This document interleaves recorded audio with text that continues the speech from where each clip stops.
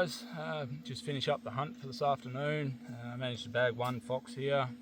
Had plenty of questions in the shop, people coming in and seeing skulls, fox skulls and pig skulls and cats and stuff from previous hunts, and asked how we get them to that point where we can actually put them on display.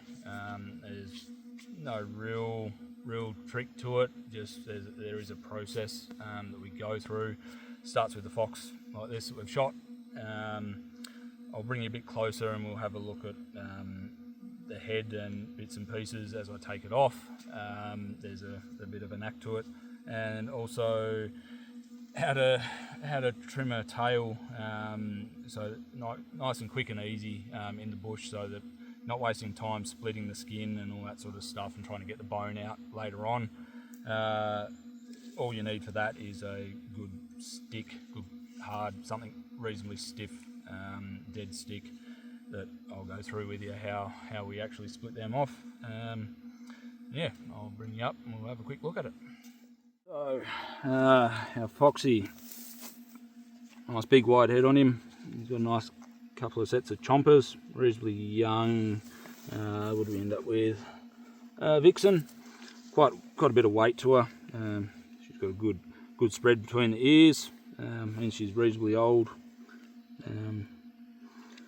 Yeah, so there's no real short way about it.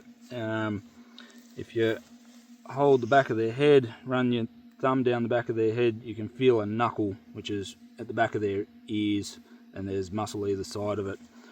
So that's the joint you're trying to hit with the knife. What I normally do is start under the jaw, at the throat, come across here, cut all the bone through all the skin and the muscle, then cut that side and crank it backwards, and it'll crack through that joint in the back of its head here.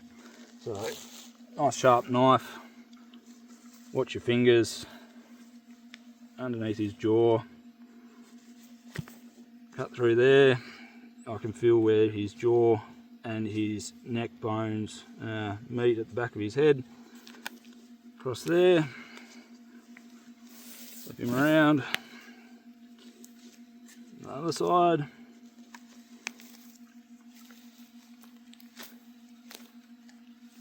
like that, and then essentially you're at the back of his neck here. You can cut a little bit more fur off around here, like that. Then it's a quick shunt which breaks the skull away from his neck. Cut through there. That's it. Nice and quick, nice and easy. It's all clean. They bleed out when you shoot them, so there's no blood or anything. And if you're really keen, you can actually split these capes off of their skull and make a face cape. I've done a few cats that way, and they look really neat once you get the skull out of it and all cleaned up. They make a really nice mount. You put the face on a display and then mount the skull on top of it. So that goes onto there. So that is the fox head done. So we'll flip him over and start on the tail. Now we have got a stick about 20mm in diameter, 15mm in diameter. You want two sections. I like them to be say 200mm long each one, so I'll try and crack this one off across here, and I'll also get this section here if I can get it to break at this joint. Break it on your knee, gives you a good contact point. Across there and across there, one stick. Break that off. Hopefully that'll work like that. Now, there's our two sticks. Sit them there. Take your knife, and you just want to work your way through the skin around the base of its tail without cutting too far into the meat. And it is very tricky because there's not a lot of distance between the skin and the meat. So once you make a hole, so I've got a bit of a hole here, you just want to work your way around the base of the tail This knife is not really that pointy, so it makes it a little bit difficult, but that is essentially it done. So cut all the way around. You just want to skin it back, peel it back a little bit just to get it started, just like that.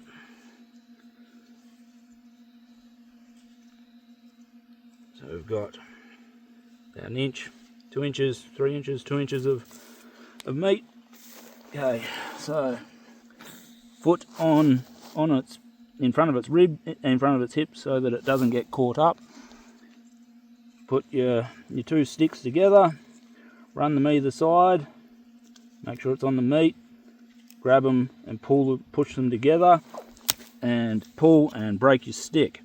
That's why you need 2 thicker ones. So let's see if I can't break this one. There we go. 2 sticks. Put them together, clamp them together, and pull up. And there we go. Nice and simple. So now we have got the scun tail, the bone, the meat, the sinew, everything stays on the fox, and you've got a nice fluffy tail. So for this time of year, this fox is actually, its fur is really in really good condition. It's quite hot. It was 43 degrees or something today out here. So for them to actually have this much fluff on them, they're normally quite thin. I'm quite happy with that. That's why I've taken the tail off. So that will go in with fox head, and will go in the fridge and then end up in the freezer back at the shop. Yeah, so that's pretty much it, guys. Thanks for watching, guys. Hopefully that's a bit of an educational little event for people. It can be a little bit confronting, but if you wanna display some of your kills and bits and pieces, there's no harm in that. Shows a little bit of respect to the animal that it lives on, in being looked at, people talking about it, all that sort of stuff. So enjoy. Hopefully in the near future, through the shop Impact Point, we will be running some workshops. I'm trying to get the numbers of fox heads up that are in my freezer at the moment. Once we've got enough to house possibly 10-15 people, we're going to run a couple of workshops where you come into the shop. We'll do like an event night, and you come in, you get your own fox head, a tail or a rabbit or something else as well as the fox, and I'll go through with you basically through the steps on how I skin them out, cape the head, clean the head up, boil it. I know a lot of the purists that come through on how to make Euro mounts and stuff don't like boiling. They like Damascus beetles or burying them, massification, which is putting it in water and letting it soak and rot and all the meat rotting off. Honestly, I really don't have time for that. What takes 2 or 3 months doing it that way, I can have one on display in a couple of hours sort of thing, and I've got plenty of them to show. Each to their own. It gets you started. If you want to go down that track, you can, if you've got time to do it. And yeah, basically we'll be running some workshops through the shop at Impact Point in Perth, WA. Hopefully it's a big event and get a few people around. We'll get some sponsors and all that sort of stuff. And yeah, hopefully we'll get it going a bit more. Get this bow hunting thing in WA cranking up. The shop's cranking along. Got lots more people coming in. We've got lots of products, so if you're after anything, come in and say hello. If you've got any questions, more than happy to help you out.